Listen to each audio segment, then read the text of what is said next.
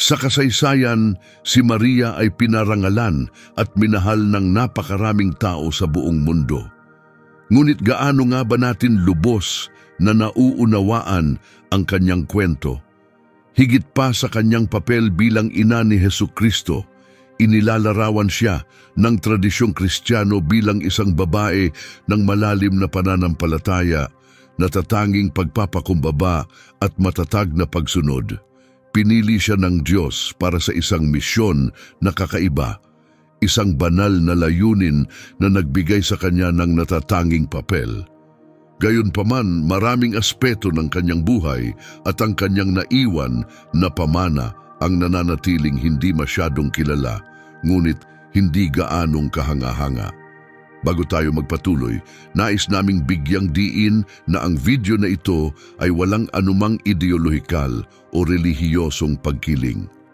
Layunin lamang naming tuklasin ang mga historikal at teolohikal na pananaw ukol kay Birheng Maria. Ang presentasyong ito ay naglalayong maghatid ng pag-unawa at respeto, hindi upang magdulot ng hindi pagkakaunawaan o hamunin ang paniniwala ng sinuman. Inaanyayahan namin ang lahat, anumang pananampalataya o personal na pananaw, na makilahok sa usapang ito ng may bukas na isipan. At huwag kalimutang mag-like, mag-subscribe at manatiling nakatutok habang sabay-sabay nating tuklasin ang paglalakbay na ito.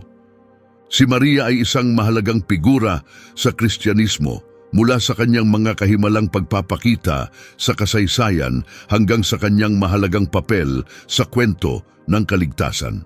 Ang kanyang pangalan na nagmula sa wikang Hebreo ay hango sa Miriam at may mas malalim na kahulugan. Sa Hebreo, ang pangalang Maria ay konektado sa salitang mar na nauugnay sa karagatan.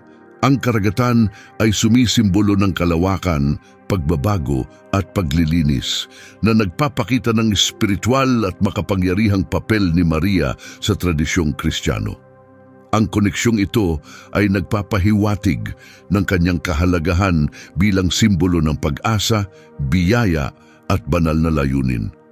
Si Maria ay kilala bilang ina ni Jesus, ang anak ng Diyos, at ang kanyang kahalagahan sa kasaysayan ng kaligtasan ay napakalalim. Kinilala dahil sa kanyang kalinisan at biyaya, madalas siyang tawaging Birheng Maria na sumasalamin sa kabanalan, debosyon at espiritual na pagiging ina. Ang kanyang birheng paglilihi at mahalagang papel sa pagsilang kay Jesus ay nagbigay sa kanya ng banal na simbolismo sa tradisyong Kristiyano. Ang buhay ni Maria na naugnay sa banal na interbensyon ay umunlad sa gitna ng kasaysayan at kultura ng kanyang panahon. Isa sa mga pinakatanyag na bahagi ng kwento ni Maria ay ang anunsyo ng paglilihi kay Jesus, nakilala bilang ang pagpapahayag ayon sa Ebanghelyo ni Lucas.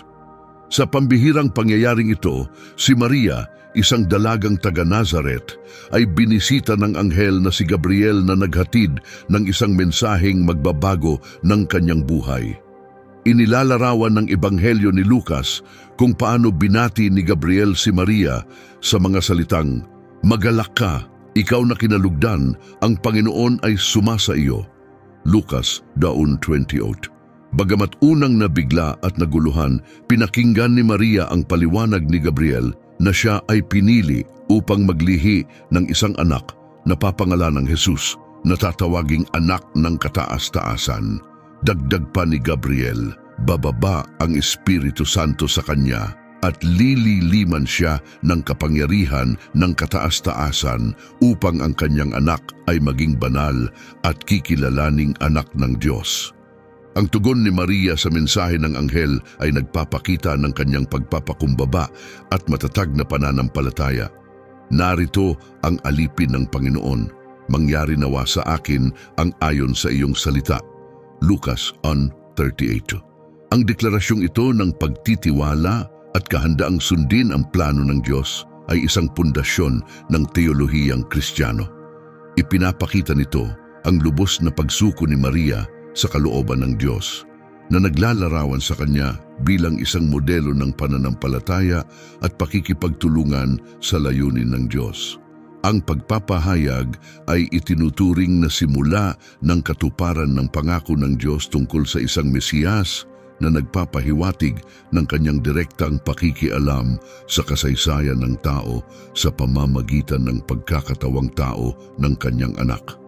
Sa kontekstong ito, madalas ituring si Maria bilang bagong Eba, na ang pagsunod sa Diyos ay lubos na naiiba sa pagsuway ng unang Eba na nagbibigay sa sangkatauhan ng landas patungo sa pagtubos at bagong pag-asa. Sa kasaysayan, pinaniniwalaang si Maria ay napakabata noong panahon ng pagpapahayag. Sa Palestina noong unang siglo, karaniwan para sa mga dalaga na maikasalagad pagkalipas ng pagdadalaga na nagpapahiwatig na ang edad ni Maria ay nasa pagitan ng 13 hanggang 15 taon. Bagamat maaaring mukhang kakaiba ito sa modernong pananaw, ito ay normal at tanggap na kaugalian sa lipunang Hudyo noong panahong iyon. Ang mga unang taon ni Maria ay may mahalagang teolohikal na kahulugan. Ang kanyang pagiging inosente na inilalarawan sa kanyang pagiging birhen at murang edad ay madalas na binibigyang diin sa mga kwento ng ebanghelyo at doktrina ng simbahan. Bukod dito, ang kanyang kabataan ay higit na nagpapakita ng lalim ng kanyang pananampalataya at tapang sa pagtanggap ng isang napakahalagang papel sa plano ng Diyos. Sa kabila ng mga potensyal na panganib at maling pagkakaintindi na maaaring harapin niya, ang espiritual na karunungan ni Maria ay tila higit pa sa kanyang murang edad. Ang mga panlipunang kaugalian ng kanyang panahon ay nagbibigay liwanag din sa papel ng kababaihan sa lipunang Hudyo. Sa kabila ng mga limitasyon sa mga kababaihan, ipinapakita ng kwento ni Maria kung paano pumipili at nagtataas ang Diyos ng mga mababa at di pinapansin upang maisakatuparan ang kanyang banal na layunin. Si Maria, isang batang babae mula sa isang simpleng bayan, ay itinaas bilang ina ng Diyos, isang natatanging karangalan na naglagay sa kanya sa isang espesyal at kagalang-galang na posisyon sa Kristiyanong tradisyon.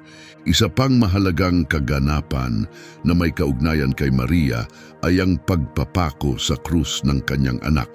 Sa Ebanghelyo ni Juan, inilalarawan ang tagpong ito ng malinaw at puno ng damdamin. Sa pagpapako ni Jesus sa krus, naroon ang kanyang ina, ang kapatid ng kanyang ina, si Maria na asawa ni Clopas at si Maria Magdalena. Juan 9:25. Ang talatang ito ay hindi lamang nagpapatunay sa presensya ni Maria, kundi naglalarawan din ng pagkakaisa ng mga kababaihang nanatili sa tabi ni Jesus hanggang sa kanyang huling sandali. Ang imahe ni Maria sa paanan ng krus ay isang malakas na simbolo ng debosyon at pagmamahal ng isang ina na nagdadagdag ng emosyonal na lalim sa kwento ng pagdurusa ni Kristo. Ang presensya ni Maria sa tagpong ito ay patunay ng kanyang pakikiisa sa hirap ng kanyang anak, na nakikibahagi ng malalim sa kanyang pagdurusa at dalamhati. Maraming teologo ang itinuturing ang pagbabahaging ito ng hirap bilang karugtong ng kanyang unang pagtanggap, ang kanyang oo sa pagpapahayag. Kung paanong tinanggap niya ang papel bilang ina ng Diyos, nang may pananampalataya at pagsunod, ganun din niyang hinarap ang sakit ng pagmasid sa sakripisyo ng kanyang anak. Ipinapakita ang pananampalatayang nananatili kahit sa pinakamahirap na panahon. Bukod dito, ang presensya ni Maria sa paanan ng krus ay madalas itinuturing na sagisag ng simbahan mismo. Sa Juan 13:19-27, nang makita ni Jesus ang kanyang ina at ang alagad na kanyang minamahal na nasa malapit, sinabi niya kay Maria, "Narito ang iyong anak," at sa alagad, "Narito ang iyong ina." Ang kilos na ito ng pagtatalaga ay itinuturing na isang napakahalagang teolohikal na kaganapan na nagpapakilala kay Maria bilang isang espiritual na ina, para sa lahat ng sangkatauhan. Ang gawaing ito ay isa sa mga pundasyon ng Marianong teolohiya na naglalarawan kay Maria hindi lamang bilang biolohikal na ina ni Jesus, kundi bilang espiritual na ina ng lahat ng Kristiyano, isang papel na ginagampanan niya sa pamamagitan ng patuloy na pamamagitan at gabay bilang isang mapagkalingang ina. Ang pagpapako sa krus ang rurok ng misteryo ng kaligtasan at ang papel ni Maria ay higit na nagpapatingkad sa parehong aspeto ng pagkatao at pagkadiyos ng pangyayaring ito. Hindi lamang siya isang tagamasid, siya ay aktibong nakikibahagi sa proseso ng pagtubos. Ang kanyang tahimik na pagtanggap sa krus ay isang patutuo ng kanyang pagsang-ayon sa pagdurusa ni Kristo para sa kaligtasan. Ang paglalarawan kay Maria na nakikibahagi sa paghihirap ni Jesus ay umaalingaw-ngaw sa hula ni Simeon na nagsabing isang tabak ang tatago sa iyong kaluluwa. Lucas 2:35, isang simbolo ng sakit na kanyang mararanasan bilang bahagi ng kanyang banal na misyon. Ang pagkakaisa ng pagdurusa sa pagitan ng ina at anak ay nagbibigay ng isang makapangyarihang halimbawa ng pananampalataya at pagtitiis para sa mga mananampalataya. Si Maria, na kilala bilang ina ng mga dalamhati, ay nagiging isang sagisag ng habag at espiritual na katatagan na nagbibigay inspirasyon sa mga tapat na makahanap ng kahulugan at pag-asa kahit sa gitna ng matinding kalungkutan. Isang kawili-wiling aspeto ng kwentong ito ay ang pagkakabanggit kay Maria ni Clopas na binanggit sa Ebanghelyo ni Juan sa Bagong Tipan. Ayon sa kasulatan, naroon siya sa pagpapako sa krus ni Jesus, kasama ang ina ni Jesus at si Maria Magdalena, 1:19-25. Ang paglalarawang ito ay nagbubunga ng mga tanong ukol sa eksaktong relasyon niya sa ina ni Jesus na nagdudulot ng mga diskusyon sa pagitan ng mga eskolar. Ang paggamit ng salitang kapatid upang tukuyin si Maria ni Clopas sa konteksto ng kulturang Hudyo noong panahong iyon ay hindi nangangahulugang sila ay magkadugo. Sa halip, ang kapatid ay maaaring tumukoy sa iba't ibang uri ng kaugnayan sa pamilya, tulad ng mga pinsan o iba pang kamag-anak. Ang interpretasyong ito ay sinusuportahan ng kawalan ng posibilidad na dalawang magkapatid na babae ay parehong tinawag na Maria, na nagpapahiwatig ng mas malawak na kahulugan ng salitang kapatid.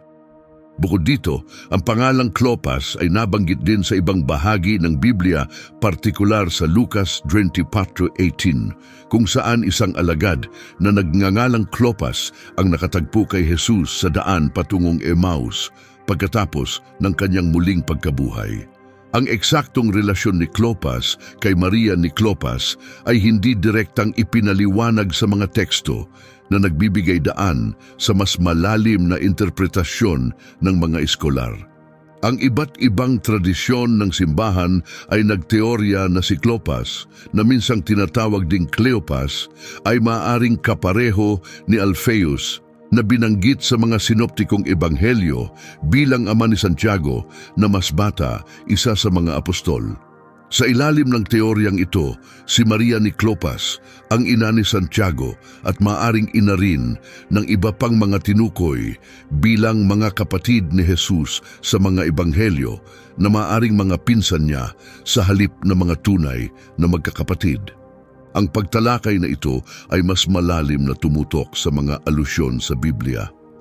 Sa Ebanghelyo ni Mateo, binanggit na si Jesus ay may mga kapatid, kabilang sina Santiago at Jose, Mateo 2:13-15, na iniisip ng ilan na mga anak ni Maria ni Clopas. Ang ganitong koneksyon ay tahimik ngunit mahalagang nag-uugnay kay Maria ni Clopas kay Birheng Maria na isinama sila sa isang mas malawak na balangkas ng pamilya. Ang mga teksto ng Biblia ay nagpapakita na bagamat si Maria ni Clopas ay binanggit lamang ng bahagya, ang kanyang papel ay mahalaga para maunawaan ang dinamika ng pamilya na nakapalibot kay Jesus. siya ay inilalarawan bilang isang matatag at dedikadong figura na nasaksihan ng mahahalagang pangyayari tulad ng pagpapako sa krus ni Jesus. Ang kanyang pagiging malapit sa mga kritikal na sandaling ito ay nagpapakita ng malalim na ugnayan sa pamilya ni Jesus na naglalarawan ng isang magkakaugnay na komunidad ng mga mananampalataya. Tungkol sa talaangkanan, ang mga tala ng angkan ni Maria at Jose na parehong nasusubaybayan pabalik sa bahay ni David ay may mahalagang papel sa mga kwento ng kasulatan. Ang mga talaangkanan sa mga ebanghelyo ni Mateo at Lucas ay nagha-highlight ng kahalagahan ng angkang Davidiko na itinuturing na mahalaga para sa ipinangakong Mesiyas. Sa Mateo, ang angkan ni Jesus ay sinusubaybayan mula kay Abraham hanggang kay Jose, na asawa ni Maria. Ang linyang ito ay kinabibilangan ng mga tanyag na personalidad tulad ni David at Solomon, na nagpapakita ng katayuan ni Jose bilang legal na ama ni Jesus at sa gayon ay nagpapatunay ng karapatan ni Jesus sa trono ni David. Ayon kay Mateo, ito ang talaangkanan ni Jesucristo, ang anak ni David, ang anak ni Abraham, Mateo 1:1, na direktang nag-uugnay kay Jesus sa mga tipan kay Abraham at David. Sa kabilang banda, ipinapakita ni Lucas ang isang talaangkanan na itinuturing ng maraming iskolar bilang kay Maria na nagsisimula kay Adan at umaabot kay Jesus. Ang linyang ito ay kinabibilangan din ni Haring David ngunit sinusubaybayan sa pamamagitan ni Nathan, isa pang anak ni David, hindi kay Solomon. Ipinapahiwatig nito na si Jesus ay may biolohikal na pinagmulan mula sa bahay ni David sa pamamagitan ni Maria. Kaya't ipinapakita ni Lucas na si Jesus na ipinaglihi sa pamamagitan ng Espiritu Santo ay may banal na pinagmulan habang pinapanatili rin ang lehitimong kaugnayan sa angkang Davidiko sa pamamagitan ni Maria.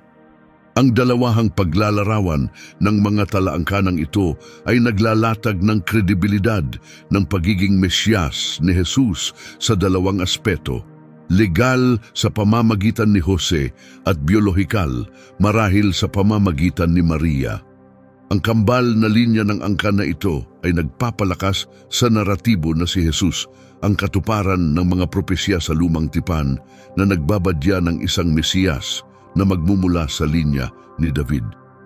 Inihula ni Isaias, may sibol na lilitaw mula sa tuod ni Jesse, mula sa kanyang mga ugat, isang sanga ang mamumunga, Isaias 11:1, na nagbibigay diin sa pagpapatuloy ng lahi ni David. Gayon din, ipinahayag ni Jeremias, darating ang mga araw, sabi ng Panginoon, na magtataas ako ng isang matuwid na sanga para kay David, isang hari na maghahari, ng may karunungan at magpapairal ng katarungan at katuwiran sa lupain. Jeremias 23:18. Ang mga talaangkanan ni Maria at Jose ay hindi lamang tumutupad sa mga propesiyang ito, kundi naglalarawan din ng makapangyarihang kalooban ng Diyos at ng kanyang katapatan sa pagtupad ng mga pangako sa bawat henerasyon. Ang katotohanang pareho sina Maria at Jose na nagmula sa lahi ni David ay hindi simpleng pagkakataon kundi bahagi ng banal na plano upang patunayan si Jesus bilang ang tunay na Mesyas. Ang kaugnayang ito sa maharlikang linya ay hindi lamang nagpapatibay sa katayuan ni Jesus bilang Mesiyas, kundi binibigyang diin din ang patuloy na katuparan ng tipan ng Diyos sa Israel at sa sangkatauhan. Sa loob ng simbahang Katolika, ang debosyon kay Maria ay naipapahayag sa iba't ibang gawain at kaugalian. Kabilang dito ang mga dasal tulad ng Aba Ginoong Maria at ang Santo Rosario na may mahalagang bahagi sa espiritual na buhay ng mga mananampalataya. Ang Santo Rosario, partikular, ay naglalaman ng pagninilay sa mga bahagi ng buhay ni Kristo mula sa pananaw ni Maria. Ang ganitong paraan ng paulit-ulit na pananalangin, Kasabay ng pagmumuni-muni ay tumutulong sa mga mananampalataya na makamit ang malalim na pagninilay at hanapin ang pamamagitan ni Maria para sa kanilang mga pansariling kahilingan at pangangailangan. Sa simbahang Ortodokso, ang paggalang kay Maria ay napakalalim din, ngunit naipapahayag sa kakaibang mga kaugalian. Ang mga himno at awit tulad ng Action Estin at ang Akatist sa Ina ng Diyos ay itinuturing na mga anyo ng banal na tula na nagpapataas ng espiritu ng kongregasyon.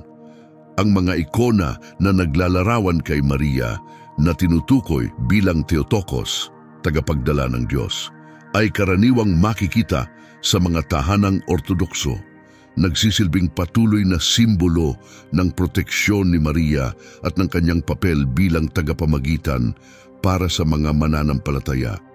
Ang debosyon kay Maria ay umaabot din sa mga paglalakbay sa mga puok na Marianong sinasabing nagkaroon ng mga pagpapakita ni Maria. Ang mga lugar tulad ng Fatima, Lourdes at Guadalupe ay dinarayo ng napakaraming mga peregrino taon-taon upang maghanap ng kagalingan, kapanatagan at espiritual na kaliwanagan. Sa mga peregrinasyong ito, ang mga kalahok ay nagsasagawa ng mga prosesyon, nagsisindi ng kandila at nag-aalay ng mga bulaklak bilang tanda ng kanilang pagmamahal at pasasalamat kay Birheng Maria. Si Maria ay kinikilala bilang makapangyarihang tagapamagitan, pinaniniwalaang naghahatid ng mga panalangin ng mga mananampalataya sa Diyos nang may malasakit ng isang ina. Ang pananaw na ito ay nakaugat sa kanyang malapit na relasyon kay Jesus, hindi lamang bilang kanyang ina, kundi bilang isang tapat na tagasunod na malalim na nauunawaan ang misteryo ng kaligtasan. Sa paglipas ng mga panahon, maraming milagro na iniuugnay sa pamamagitan ni Maria ang nagpalakas ng pananampalataya ng marami at nagpanatili ng kanilang debosyon. Kabilang dito ang mga pisikal at espiritual na kagalingan at mga himalang interbensyon sa mahahalagang sandali na nagdidiin sa papel ni Maria bilang isang mapagmalasakit na ina na maingat na tumutugon sa pangangailangan ng kanyang mga anak. Sa doktrinang Kristiyano, ang kahalagahan ni Maria ay lampas sa pagiging ina lamang ni Jesus dahil siya ay kumakatawan sa mahahalagang teolohikal na arketipo, ang bagong iba at ang kaban ng bagong tipan. Ang paghahambing kay Maria bilang bagong iba ay may ugat sa maagang Kristiyanong kaisipan na naglalagay ng tipolohikal na pagkakatulad sa pagitan niya at ni Eva mula sa aklat ng Genesis. Si Eva, ang unang ina ng sangkatauhan, ay sumuway sa Diyos na naging sanhi ng pagbagsak ng sangkatauhan sa kasalanan. Sa kabaligtaran, si Maria, na itinuturing na bagong Eva, ay mahalaga sa pagtubos ng sangkatauhan sa pamamagitan ng kanyang pagsunod at aktibong pakikibahagi sa plano ng kaligtasan ng Diyos, habang si Eva ay kinikilala bilang ina ng lahat ng nabubuhay. Sa kasalanan, si Maria ay ipinagdiriwang bilang ina ng mga naibalik sa grasya sa pamamagitan ng kanyang anak na si Jesus Kristo. Ang kanyang pagtugon ng oo sa mensahe ng anghel na si Gabriel ay itinuturing na pagsalungat sa pagsuway ni Eva. Sa gayon ay nilulunasan ang pagkakahiwalay sa pagitan ng Diyos at ng sangkatauhan. Si Maria rin ay inihahambing sa kaban ng lumang tipan na sa lumang tipan ay naglalaman ng mga tapyas ng batas, mana at tungkod ni Aaron, mga sagisag ng presensya ng Diyos sa piling ng mga Israelita. Katulad nito, si Maria ay nakikita bilang banal na sisidlan na nagdala ng salita ng Diyos na nagkatawang tao sa kanyang sinapupunan. Ang mga simbolikong pagkakahalintulad na ito ay nagbibigay diin sa mahalagang papel ni Maria sa salaysay ng kaligtasan at itinatampok ang kanyang katayuan bilang huwaran ng pananampalataya at pagsunod para sa mga Kristiyano. Siya ay kinikilala bilang modelo ng kabutihan at pagpapakumbaba na ang kanyang buhay at mga gawain ay nagiging inspirasyon sa mga mananampalataya upang magbuo ng mas malalim na ugnayan sa Diyos at tahakin ang mga landas ng katuwiran at grasya. Sa kasaysayan ng Kristyanismo, ang mga milagrosong pagpapakita ni Maria ay nagbigay ng malalim na inspirasyon at nagpalakas ng debosyon ng milyon-milyon sa buong mundo. Kabilang sa mga pinakakilalang pangyayaring ito ang mga pagpapakita sa Fatima, Lourdes at Guadalupe na nagdala ng mga mensahe ng pag-asa, kapayapaan at panawagan para sa pagbabalik loob na lubos na nakaapekto sa pananampalataya ng mga mananampalataya. Noong 1917, sa Fatima, Portugal, 3 batang pastol, sina Lucia, Jacinta at Francisco, ang nakaranas ng maraming pagpapakita ng Birheng Maria. Siya'y nagpakita na nakaputing damit, may hawak na rosaryo, at hinikayat sila na ipanalangin ang kapayapaan ng mundo at ang pagbabalik loob ng mga makasalanan. Ang mga pagpapakitang ito ay umabot sa Rurok noong Oktubre 1917 sa tinatawag na Himala ng Araw na nasaksihan ng libo-libo kung saan tila sumayaw ang araw sa kalangitan. Ang pangyayaring ito ay hindi lamang nagpalakas ng pananampalataya ng marami, kundi nagbigay diin din sa agarang panawagan ni Maria para sa panalangin, penitensya at pagtatalaga sa kanyang kalinis-linisang puso. Ang Fatima ay naging isang mahalagang lugar ng peregrinasyon, dinarayo ng milyon-milyon na naghahanap ng pakikiisa sa mga mensahe ng kapayapaan at penitensya. Samantala, sa Lourdes, Pransya, noong 1858, isang batang si Bernadette Soubirous ang nakaranas ng serye ng mga pagpapakita ng isang babaeng nakaputi na nagpakilala bilang ang kalinis-linisang paglilihi. Sa mga pagpapakitang ito, ipinahayag ni Maria ang isang bukal na may nakapagpapagaling na katangian at hanggang sa ngayon, ang Lourdes ay kilala sa mga milagrosong pagpapagaling na mahigpit na itinatala at sinusuri ng simbahan. Ang mga mensahe mula sa Lourdes ay nagbibigay diin sa kahalagahan ng panalangin at pagsisisi. Si Bernadette, sa kanyang kababaang loob at pagkamasunurin, ay naging isang mahalagang figura sa debosyon kay Maria. Ang Lourdes ay nananatiling isang santuwaryo kung saan maraming tao ang naghahanap ng pisikal at espiritual na pagbabagong lakas. Pinagtitibay ang kanilang paniniwala sa mga banal na interbensyon. Noong 1531, ang pagpapakita ng Birhen ng Guadalupe kay Juan Diego, isang katutubong naninirahan sa Mexico, ay nagmarka ng isang mahalagang kaganapan. Hiniling ni Maria kay Juan Diego na siguraduhing maitayo ang isang simbahan sa burol ng Tepeyac bilang parangal sa kanya. Upang patunayan ang kanyang pagpapakita, pinamulaklak niya ang mga rosas sa taglamig at kapansin-pansing inukit ang kanyang imahe sa balabal ni Juan Diego. Ang balabal na ito, na kilala bilang tilma, ay nananatiling buo at nakadisplay sa Basilika ng Guadalupe, na ngayon ay isang pangunahing pandaigdigang destinasyon ng peregrinasyon. Ang imahe ng Birhen ng Guadalupe ay lampas na sa pagiging relihiyosong simbolo at naging isang mahalagang sagisag ng kultura sa mga Amerika.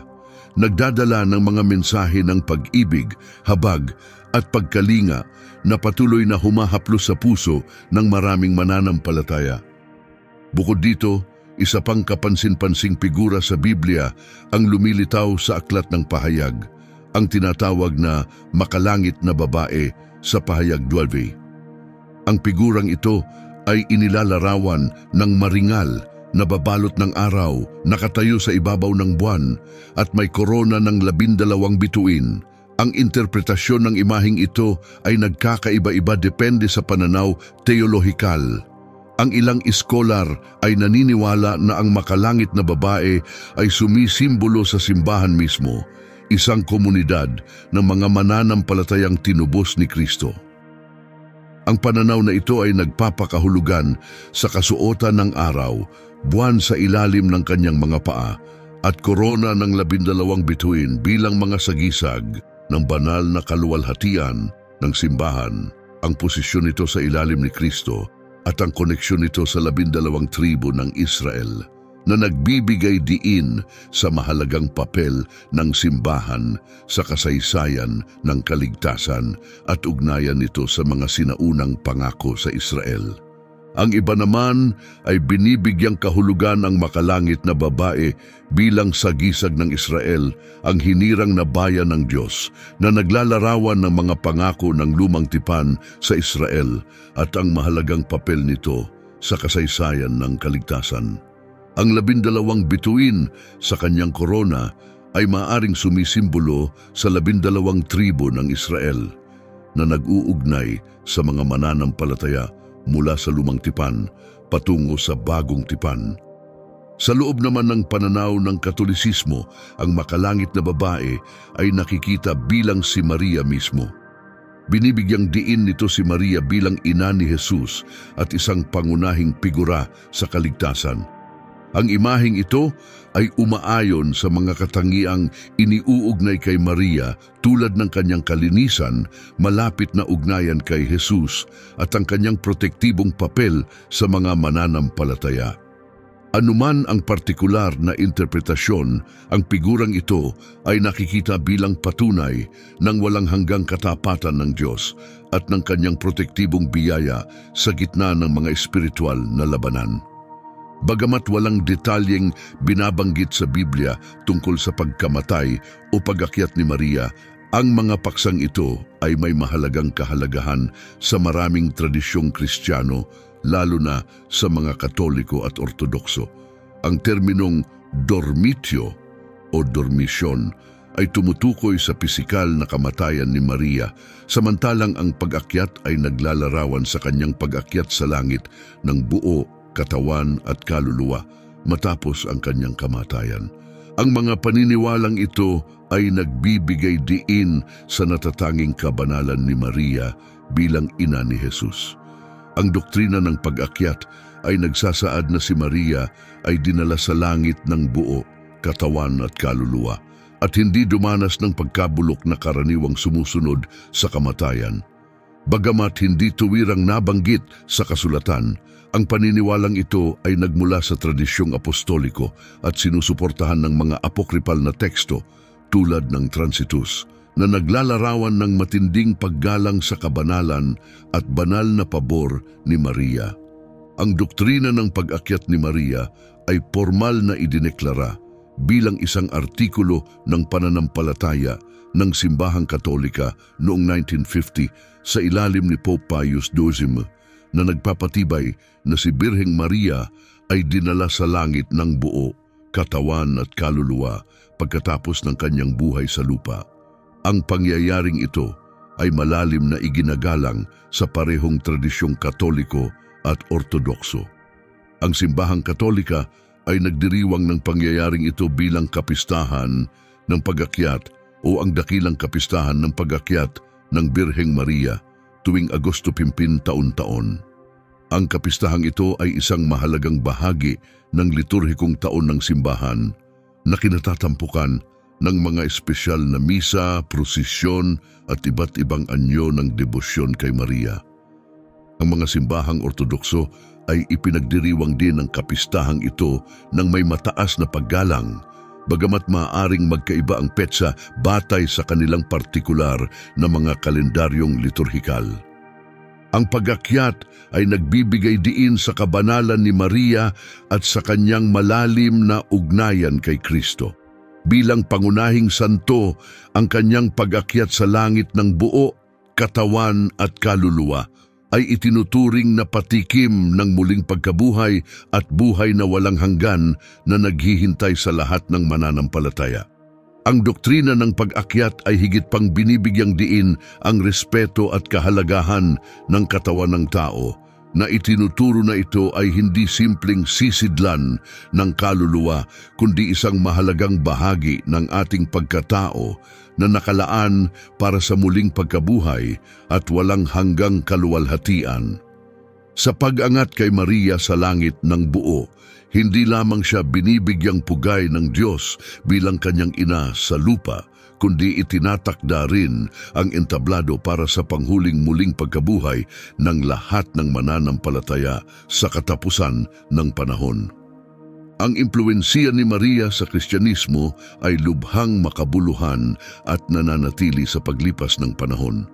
Bilang ina ni Hesukristo, siya ay isang huwaran ng mga birtud tulad ng pananampalataya, pagpapakumbaba, pagsunod at pagmamahal na walang kondisyon, na nagbibigay inspirasyon sa hindi mabilang na mga mananampalataya sa bawat henerasyon.